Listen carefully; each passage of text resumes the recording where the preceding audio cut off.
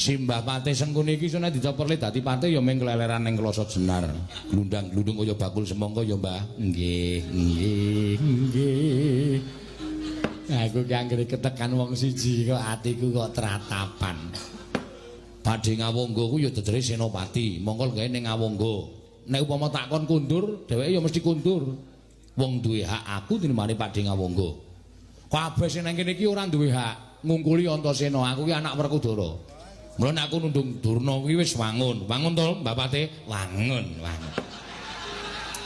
Ditundung sakniki mawon iso ora iso ngandhake tundung mawon. Sengkuni. Kok kaya ngono ya gunemamu.